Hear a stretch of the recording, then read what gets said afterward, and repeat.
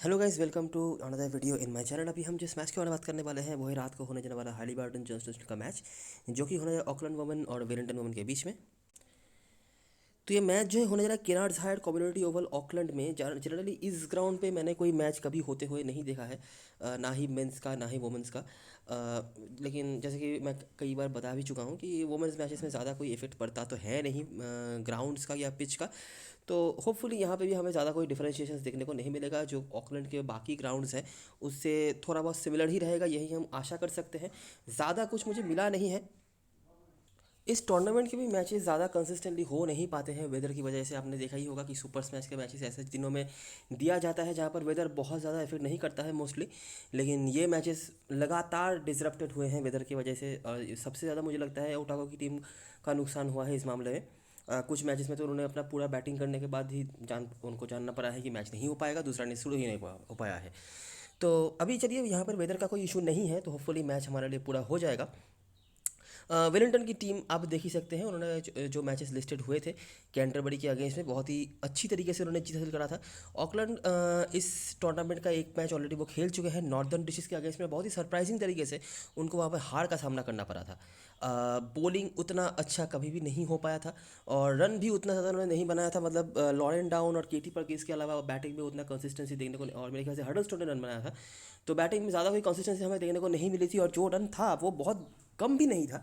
लेकिन बॉलिंग उस तरह से अप टू द मार्क नहीं हो पाया था ऑकलैंड की तरफ से। और इजीली तो नहीं कहूँगा, लेकिन नॉर्थन डिस्ट्रिक्स ने जीत हासिल कर लिया था जो किसी ने एक्सपेक्ट नहीं करा था। तो अभी ऑफ कोर्स देखिए, ऑन पेपर वेलिंगटन की टीम बहुत स्ट्रांग है, हर फॉर्मेट में वो डोमिनेट कर रहे हैं। T20 में तो मुझे बताने की ज़रूरत नहीं है, आप लोग रेगुलरली खेल ही रहे होंगे। इस फॉर्मेट में भी अगर आप नहीं खेले होंगे तो भी बता दूं कि यहाँ पर भी वो डोमिनेट ही कर रहे हैं। जितने मैच उन्होंने खेले हैं सबके सब में उन्होंने जीत हासिल करके रखा हुआ है। और ऑकलैंड की तरफ से शुरुआत अच्छा नहीं हुआ है, तो उनको अपने घर पर अब जब मैच होने जा रहा है तो मोमेंटम गेन करना होगा जीत के साथ। तो ये ना थोड़ा प्रीव्यू दोनों टीमों का, क्या हालत चल रहा है, क्या हो रहा है। लास्ट सीज़न की अगर मैं बातें आपको कह दूँ तो ऑकलैंड का स्टार्ट जो था बहुत बुरा हुआ था, बहुत ही ज़्यादा बुरा हुआ था। क्योंकि उनके तरफ से जो मेन प्लेयर्स होते हैं कोई भी अवेलेबल नहीं थे, सब के सब न्यूजीलैंड की इंटरनेशनल टीम में चले गए थे। चाहे आप केटी परकिंस की बात कर ले, होली हडलस्टोन, आर्लीन केली भी मेरे ख्याल से नहीं थी। तो सारे के सारे आप जितने एना पीटरसन, कोई भी उस तरह से उनके लिए अवेलेबल नहीं थे। तो बिल्कुल यंग टीम के साथ उनको उतरना पड़ रहा था, और मिनिमम रेजिस्टेंस वो नहीं दिखा पा रहे थे। हालांकि जब इंटरनेशनल प्लेयर्स वापस आए थे तब उनके लिए चीज़ें अच्छी भी गई थी।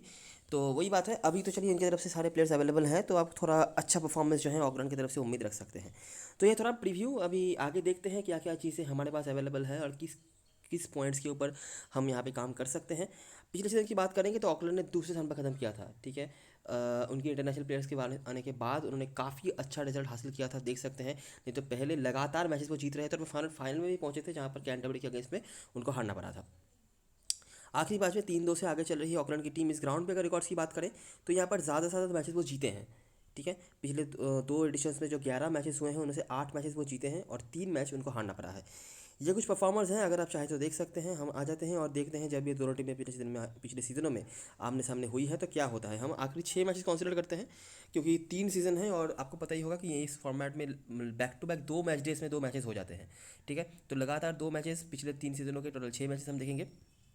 तो 2019 से स्टार्ट करते हैं। 2019 के दोनों ही मैचेस लगातार दूसरे दिनों 2 दिनों में, मतलब मार्च 2 और मार्च 3 को मेरे हिसाब से ऑकलैंड में हुआ था।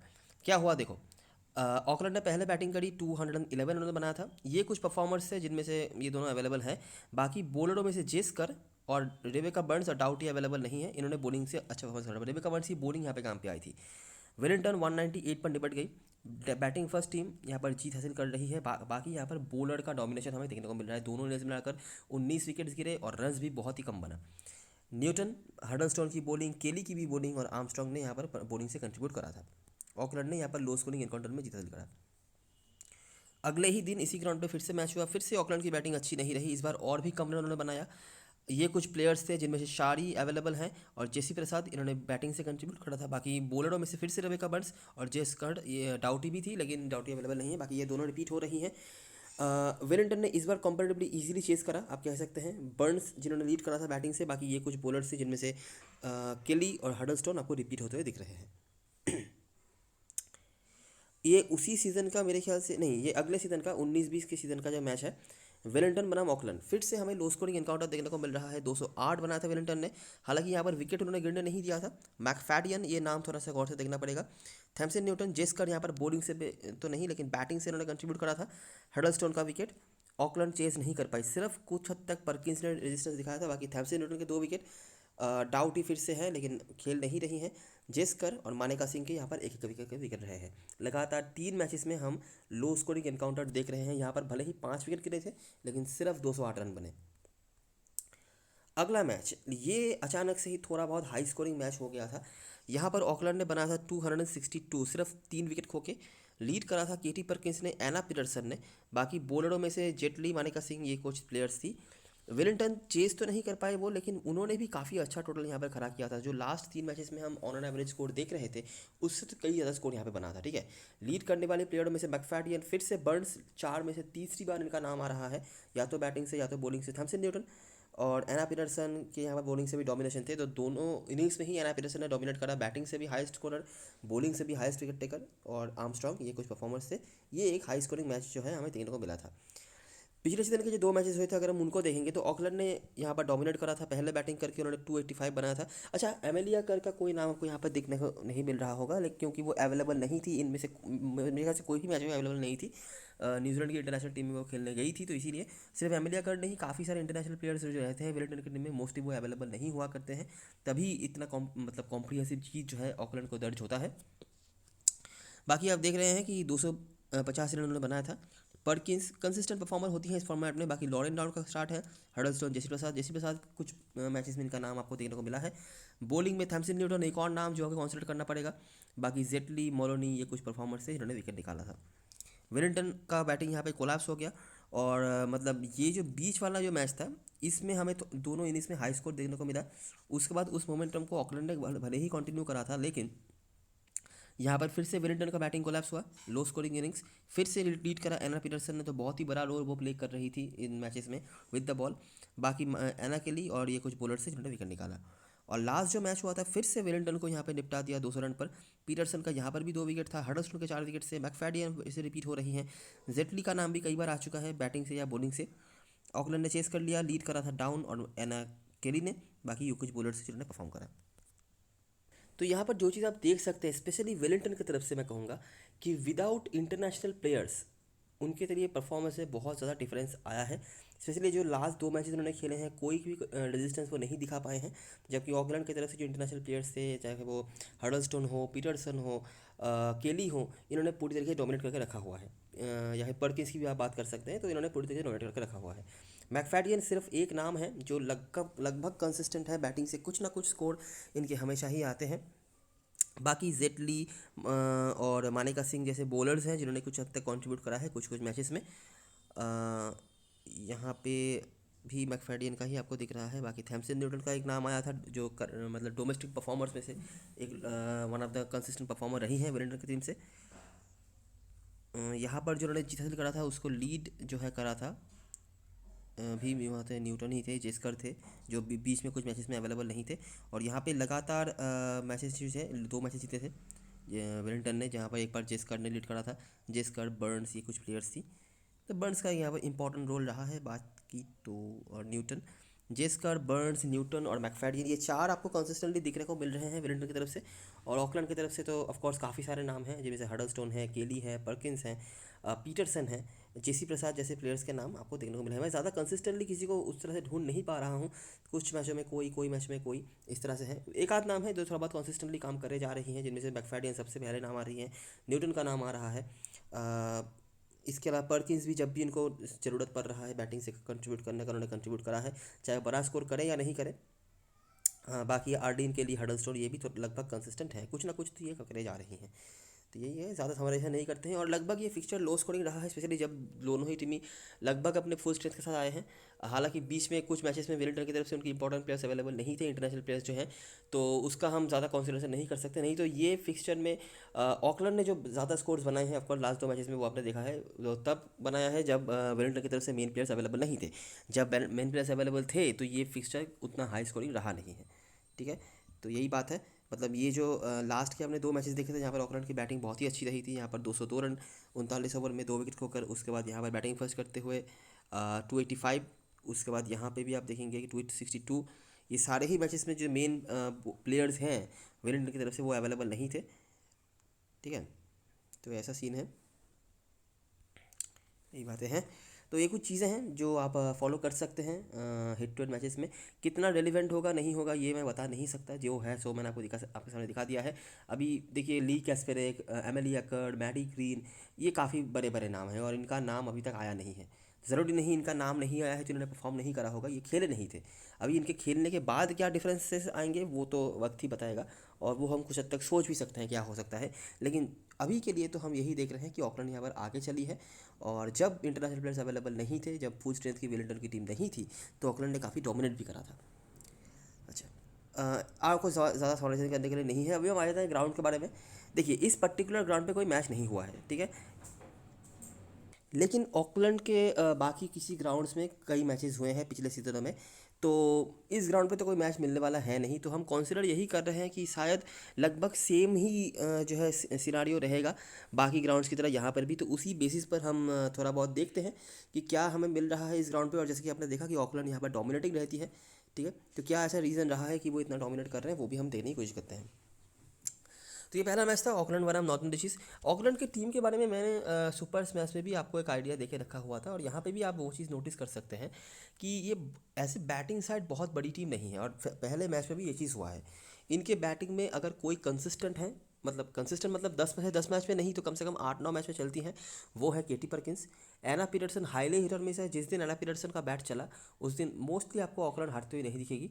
इसके ज़्यादा स्कोर ही बना देते हैं वो, और वो काफ़ी जल्दी भी स्कोर करती हैं, इसीलिए वो उसका काफ़ी फ़ायदा मिलता है। लॉरेन डाउन अब मतलब काइंड ऑफ हिटर मिस कह सकते हैं, लेकिन थोड़ा बहुत बैटिंग में अगर डिपेंडेंसी देने लायक कोई है तो वो है। तो ये तीन के अलावा आपको कंसिस्टेंटली कोई करते हुए नहीं दिखेगा। रिसेंटली हडलस्टोन थोड़ा बहुत कंट्रीब्यूट कर रही हैं, थोड़ा बहुत, ज़्यादा भी नहीं, लेकिन उसके ऊपर आप ज़्यादा एज ए बैट्समैन उतना भरोसा नहीं कर सकते। लेकिन बाकी अगर मैं ऑकलैंड की टीम की बात करूँ, अगर जिनका जो मेजोरिटी ऑफ द रिजल्ट आता है वो ऐसे बॉलिंग साइड उन्होंने काफ़ी अच्छे करके रखा हुआ है। इवन जो आपने हेड टू हेड मैचेस भी देखे थे, आप नोटिस करो, देखो बैटिंग से चाहे उन्होंने कितना भी अच्छा करा हो, लेकिन बॉलिंग में उन्होंने हमेशा ही 10 आउट ऑफ 10 परफॉर्मेंस करके रखा हुआ है। यहाँ पर भी आप नोटिस करेंगे, देखिए बैटिंग से भले ही उन्होंने स्कोर करा हो या नहीं करा हो, लेकिन बॉलिंग से हमेशा ही वो अच्छा कर रहे हैं, हमेशा नहीं मोस्टली। यहाँ पे भी देखिए बैटिंग से अच्छा लेकिन था, लेकिन बॉलिंग भी इनकी डिसीजन रही।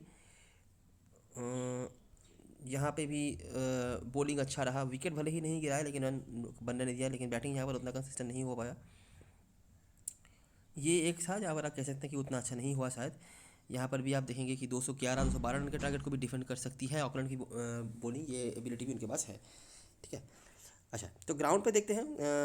जो पहला मैच हमें मिला था कि ऑकलैंड बनाम नॉर्थन डिस्ट्रिक्ट के बीच में हुआ था, और फ्रैंक जोनस जो हमेशा ही नॉर्थन डिस्ट्रिक्ट के अगेंस्ट में काफ़ी अच्छा परफॉर्मेंस करती हैं, लास्ट हेड टू हेड में भी उन्होंने बहुत ही अच्छी बॉलिंग कराई हुई थी। एक तरफ से मैच को वो लेके जा रही थी, लेकिन नेंसी पटेल ने वहाँ से मैच छीनना शुरू कर दिया और मैच को उन्होंने at the end of the day जिता दिया।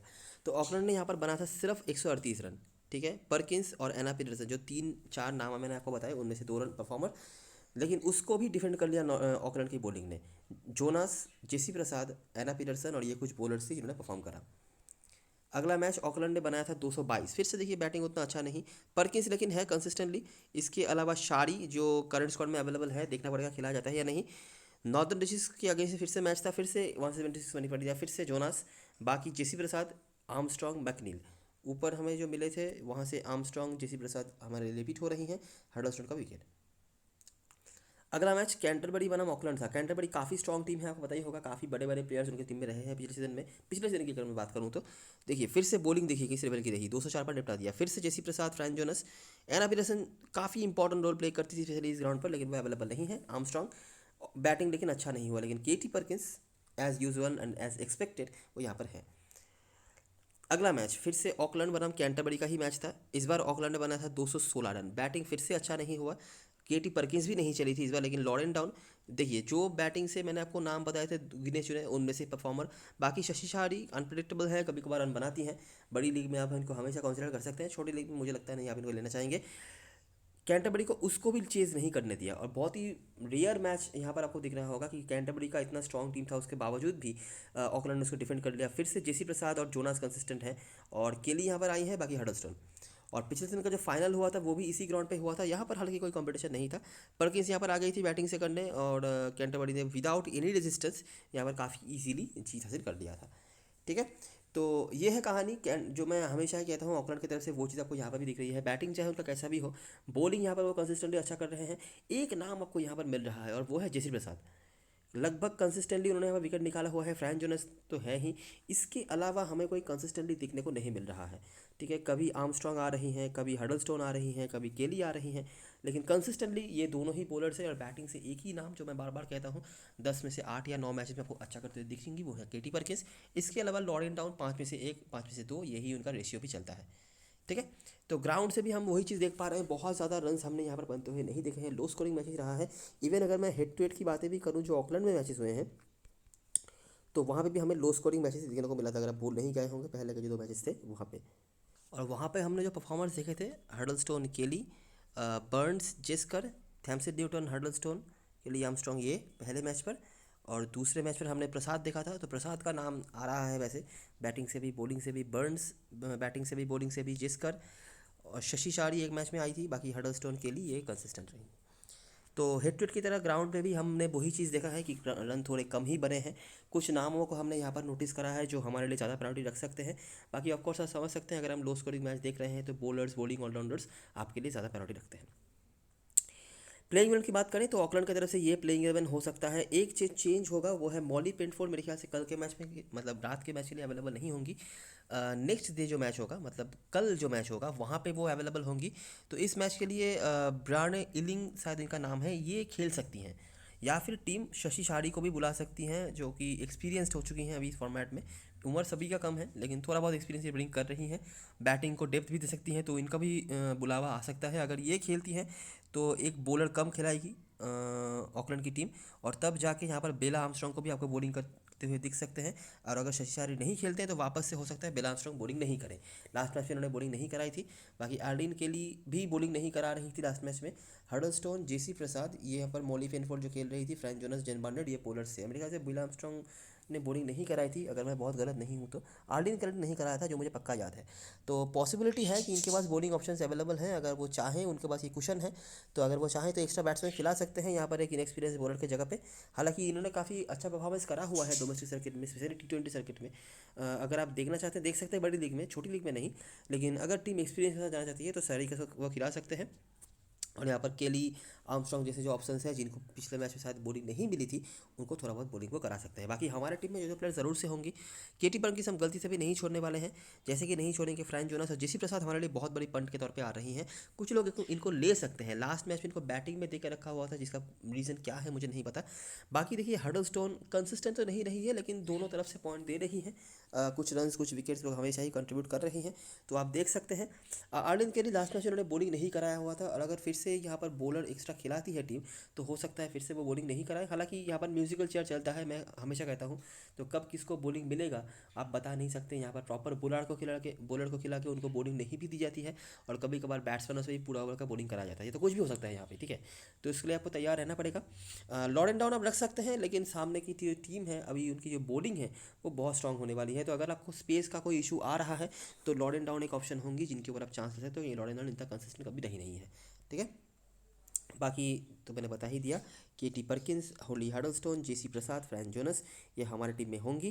बाकी कंसिडरेशन पे आएंगी जो प्लेयर्स, उनमें से आप यहाँ पे आर्लिन केली को देख सकते हो। इनको बॉलिंग नहीं मिला था लास्ट मैच में, लेकिन मिल सकता है। और लॉरेन डाउन बड़ी लीग के लिए जेन बार्नेट या जेड बार्नेट जो भी इनका नाम है, बहुत ही सही ऑप्शन है। लास्ट मैच में उनकी डिसेंट ओवर की बॉलिंग भी मिली थी, विकेट वो नहीं निकाल पाई थी। ठीक है, लेकिन डोमेस्टिक सर्किट में एक बहुत ही कंसिस्टेंट रही है। पिछले एडिशन में भी जो 2-3 मैच इन्होंने खेला था काफ़ी प्रभावित करा था। मिला नहीं है विकेट पहले मैच में, कोई बात नहीं है, लेकिन इनके पास टैलेंट है और पोटेंशियल बहुत ज़्यादा है। कभी भी आपको ये अच्छा करते हुए दिख सकती है। अगर आपको एक्स्ट्रा कोई बॉलिंग क्वेश्चन चाहिए तो आप इनके ऊपर देख सकते हैं।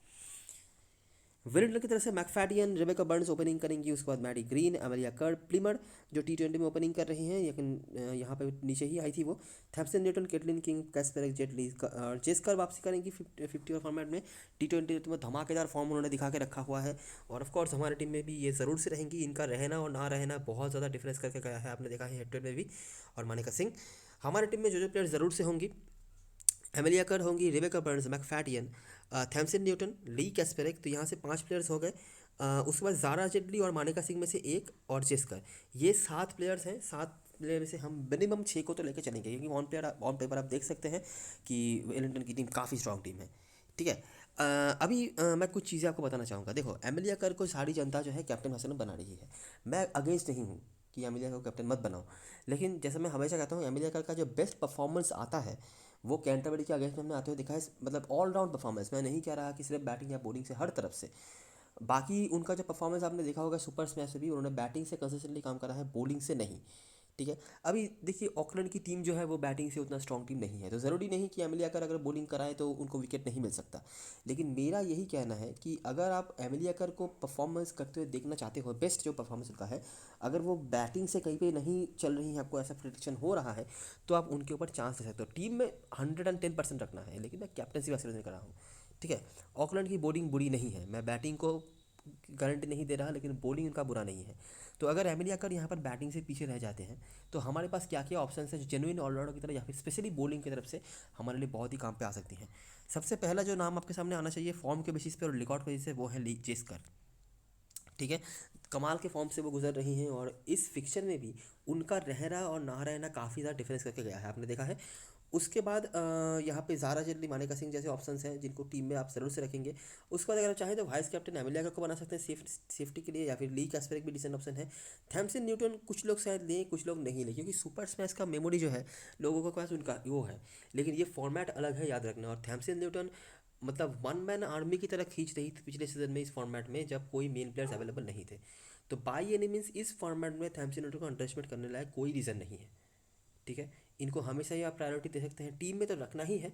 और मेरे हिसाब से अगर आप कुछ अलग देखना चाहते हैं, अलग करना चाहते हैं, तो कैप्टन वाइस कैप्टन मटेरियल भी है। यहाँ पर एक और प्लेयर होंगी, मुझे लगता नहीं कि कोई इनको मैनेज कर पाएगा, वो है केटलिन किंग। केटलिन किंग ने भी इस फॉर्मेट में रेगुलरली बॉलिंग करा के रखी हुई है। लास्ट के जितने भी मैचेस उन्होंने खेला है इस फॉर्मेट में, मेरे ख्याल से अभी वो खेलेंगी। लेकिन कितना बॉलिंग मिलेगा मैं गारंटी नहीं दे सकता, क्योंकि ऑलरेडी देखिए एमिलिया कर है, यहाँ से न्यूटन, कैस्पेरिक, जेटली, जेस्कर, मानेका सिंह, तो 6 ऑप्शंस हो गए। 7वां ऑप्शन अगर टीम चाहे तो केटलिन किंग से बॉलिंग करा सकते हैं। पॉसिबिलिटी ये भी है कि ये जो बॉलर्स के मैंने यहाँ पर नाम लिखे हैं, टिक दिया हुआ है, इनको वर्कलोड कम करने के लिए थोड़ा कम भी बॉलिंग दिया जाए, क्योंकि सुपर स्मैश में भी यही बॉलिंग करा रहे हैं। और 50 ओवर में भी अगर यही बॉलिंग कराते हैं, और सुपर स्मैश की तरह 4 ओवर की बॉलिंग यहाँ पर नहीं होती है, 10 ओवर का बॉलिंग कराना पड़ सकता है आपको। तो हो सकता है कि थोड़ा वर्कलोड कम कराने के लिए केटलिन को बॉलिंग मिल जाए, लेकिन ये बॉलिंग कर सकती हैं। और जब भी इन्होंने बॉलिंग कराया है काफ़ी इफेक्टिव रही हैं, ये भी आपने देख रखा है। इवन सुपर स्मैश में भी उन्होंने एक मैच में जो ढंग से उनको बॉलिंग मिली थी, उन्होंने 3 या 4 विकेट निकाले हुए थे। तो ठीक है, ये भी एक ऑप्शन है, बड़ी लीग में आप देख सकते हो, अगर आप कोई बॉलर कम करके इनको लेना चाहते हो तो। बेंच में नताशा कोडायर हैं, केटलिन किंग के जगह पर खेल सकती हैं ये भी, लेकिन मुझे लगता नहीं कि दोनों का ही कुछ ज़्यादा रोल आएगा। बस कुछ ओवर की ही बात है, 3 4 ओवर अगर मैनेज करवाने के लिए दिया जाए तो वही बस, इससे ज़्यादा कुछ नहीं। कैप्टन हसन चॉइस की बात करें तो हडलस्टोन और पर्किंस के आसपास लोग जा सकते हैं। जोनास सबके टीम में होंगे, अभी परसेंटेज उनका हाई हो गया है, लेकिन कैप्टन हसन शायद कोई नहीं बनाए, लेकिन अगर कोई कुछ अलग करना चाहता है तो वो ट्राई कर सकता है बिल्कुल। और उसके बाद डाउन और प्रसाद जैसे ऑप्शंस हैं, प्रसाद हमारे टीम में होंगे, मैं कोशिश करूँगा कि लेने की। बैटिंग से भी उन्होंने कंट्रीब्यूट करके रखा हुआ है, और बॉलिंग से ये और जोनास कंसिस्टेंट रही हैं, बाकी कोई कंसिस्टेंट रहे या नहीं रहे। और उसके बाद बार्नेट एक काफ़ी अच्छी टैलेंट है, अगर आप देखना चाहते हैं तो देख सकते हैं। वैसे भी ये लो स्कोरिंग राउंड रहा है, आप बॉलिंग ज़्यादा लेना चाहेंगे तो उस हिसाब से बार्नेट अगर आप देखना चाहते हैं बिल्कुल कंसिडर कर सकते हैं। नहीं तो वहाँ पे केली और आर्मस्ट्रॉन्ग जैसे ऑप्शंस का इंपॉर्टेंस बढ़ेगा, अगर स्पेशली समझ लीजिए सहारी खेलती हैं किसी बॉलर के जगह पे। विलन की तरफ से एमिलिया कर, ली कैस्पर के आसपास लोग जा सकते हैं। उसके बाद थैमसन न्यूटन, मैडी ग्रीन मेरे ख्याल से लोग शायद टीम में ले नहीं ले। न्यूटन को मुझे लगता नहीं लोग ले पाएंगे, ठीक है, क्योंकि काफ़ी अन्य प्लेयर्स को उनको लेना है।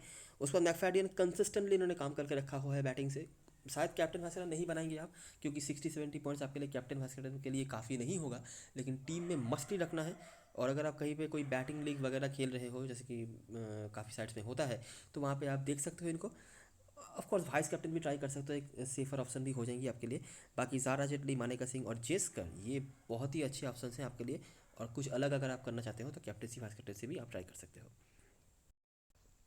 तो यहाँ पे बैटिंग सेक्शन में मैंने केटी परकिंस को रखा है, जो लगभग सबकी टीम में होंगे, लगभग नहीं सभी की टीम में होंगे। रेबेका बर्न्स को अभी परसेंटेज कम दिख रहा है, लेकिन रेबेका बर्न्स का इस ग्राउंड में परफॉर्मेंस अच्छा रहा है और इवन उन्होंने बॉलिंग से भी परफॉर्मेंस करके रखा हुआ है। बॉलिंग नहीं करेंगे इसकी मैं गारंटी ले रहा हूँ, लेकिन बैटिंग से इनके परफॉर्मेंस अच्छे हैं। अगर आप परसेंटेज देख के जाना चाहते हो तो आप मैडी ग्रीन के साथ जा सकते हो। मैडी ग्रीन और लॉरेन डाउन ये कॉम्बिनेशन जो सेफर ऑप्शन होगा, आप ये भी कर सकते हो, कोई दिक्कत वाली बात नहीं है। यहाँ पर याद रखना कि आर्लिन केली कभी भी बॉलिंग करा सकती हैं और केटलिन किंग का भी वही सीन है, ठीक है। तो ये दोनों आपके लिए बॉलिंग से क्वेश्चन दे सकती हैं। बाकी इन तीनों में से लॉरेन डाउन हाईली इनकंसिस्टेंट रही हैं और मैडी ग्रीन का कोई फॉर्म का अता पता नहीं है, ठीक है। हालांकि ये फॉर्मेट लॉन्गर फॉर्मेट होगा तो मैडी ग्रीन अच्छा कर भी सकती हैं। और सबसे बड़ी बात, ये अपने पुराने टीम और अपने पुराने ग्राउंड पे खेलने आने वाली हैं, तो उसका एडवांटेज उनको मिल सकता है, ठीक है। लॉन्ग शॉर्टर फॉर्मेट में हमने उनको देखा भी है कि उन्होंने उसका एडवांटेज लेके भी रखा हुआ है। तो बिल्कुल आप देख सकते हैं, इनके साथ जा सकते हैं आप। ऑलराउंडर सेक्शन में मैं यहाँ पर हर्डल स्टोन को नहीं ले पा रहा हूँ, उसके जगह पर मैंने यहाँ पर नहीं ले पा रहा हूँ, मतलब स्पेस नहीं है, इसलिए जेसी प्रसाद को रखा है। जेसी प्रसाद ज़्यादा कंसिस्टेंट रही है हर्डल स्टोन से, इसीलिए सेफ रहना चाहते हो आप जेसी प्रसाद की जगह पर हर्डल स्टोन को ले सकते हो। ज़्यादा क्रेडिट का डिफरेंस नहीं आएगा, वो 9 क्रेडिट ले रही है, वो 8.5 9.5 लेंगी, बस यही बात है। अगर आप जेसी प्रसाद की जगह पर हर्डल स्टोन को लेते हो तो आपको लेना पड़ेगा 8 क्रेडिट का कोई बॉलर, जिसको आप यहाँ पे जो आपके लिए बचेगा ये इलिंग, अगर वो खेलती है तो। बाकी कोई 8 क्रेडिट का बॉलर तो अवेलेबल होगा नहीं, तो आपको लॉरेन डाउन को यहाँ पर ड्रॉप करना पड़ेगा, आपको यहाँ पे किंग को लेना पड़ेगा और 8.5 क्रेडिट में आपको बेला आर्मस्ट्रॉन्ग मिल जाएंगी, जो आप कंसिडर कर सकते हो, ठीक है। बेला आर्मस्ट्रॉन्ग भी बॉलिंग करा सकती है, लेकिन कोई गारंटी नहीं है कि कराएंगी ही, करा सकती हैं, ठीक है। तो ये एक चीज़ है जो आप कर सकते हो। एमिलिया का कोई रिकॉर्ड्स नहीं है, आप बड़ी लीग में अगर चाहो तो इनके ऊपर चांस ले सकते हो। रिकॉर्ड्स नहीं है इसलिए नहीं बोल रहा मैं, इसलिए बोल रहा हूँ क्योंकि उनका जो बेस्ट परफॉर्मेंस आया है बॉलिंग से वो कैंटरबरी के अगेंस्ट में है, और बाकी जो कंसिस्टेंटली उन्होंने काम करा है वो बैटिंग से करा है। और ऑकलैंड ऐसे बॉलिंग साइड अच्छी है, ठीक है। तो अगर वो बैटिंग से कहीं भी कुछ, मैं नहीं कह रहा कि वो फेल होंगी, लेकिन अगर वो कुछ कम रन बनाती हैं या फिर कुछ कम पॉइंट्स देके जाती हैं, तो आपके पास ऑलराउंडर्स में बहुत सारे ऑप्शंस हैं जिनके पास फुल पोटेंशियल है कि वो थोड़ा पॉइंट्स भी अगर अगर कम देती हैं, समझ लीजिए 50-60 के आसपास पॉइंट देती हैं, तो वो उसको ओवरटेक कर सकती हैं। और एक एमिलिया कर को ड्रॉप करने का मतलब आप समझ सकते हैं कि बहुत ज़्यादा क्रेडिट का फ़ायदा आपके लिए हो जाएगा। अगर थोड़ा कम पॉइंट वो देके जाती हैं तो आपके लिए बहुत ही अच्छा डील हो सकता है, अगर बाकी चीज़ें आपके लिए सही जाएँ तो, ठीक है। बॉलर सेक्शन में मेरा प्रायोरिटी जनरली यहाँ पे जो बॉलर्स हैं उनमें से आप आर्मस्ट्रॉन्ग को ही ले सकते हो, ये ऊपर बैटिंग भी कर लेती हैं, क्योंकि बाकी ज़ारा चेटली हैं जो विरेंद्र की तरफ से होगी। अगर आप यहाँ पे केटलिन किंग को नहीं लेते हैं तो क्रेडिट आप नहीं बचाते हैं तो प्रॉब्लम हो जाएगा, नहीं तो ज़ारा चेटली मेरे लिए बेटर प्रायोरिटी रखेंगी। और जेन बार्नेट अगर क्रेडिट है, जो मुश्किल होगा मुझे लगता है अगर आप एमिलिया को लेते हो तो, अगर क्रेडिट है तो आप बिल्कुल देख सकते हो। कैप्टन हसन चॉइस की बात करें तो मुझे लगता है एमिलिया कर के साथ आप जा सकते हो। स्मॉल लीग में मुझे लगता नहीं कोई ऐसा होगा जो इनको कैप्टन नहीं बनाएगा, बिल्कुल जा सकते हो। लेकिन अगर आप थोड़ा रिस्क लेना चाहते हो तो चेसकर बहुत ही डिसेंट ऑप्शन है, जो आज बहुत ही कंसिस्टेंटली अच्छा करे जा रही हैं, बैटिंग से भी कंट्रीब्यूट करके रखा हुआ है इन्होंने।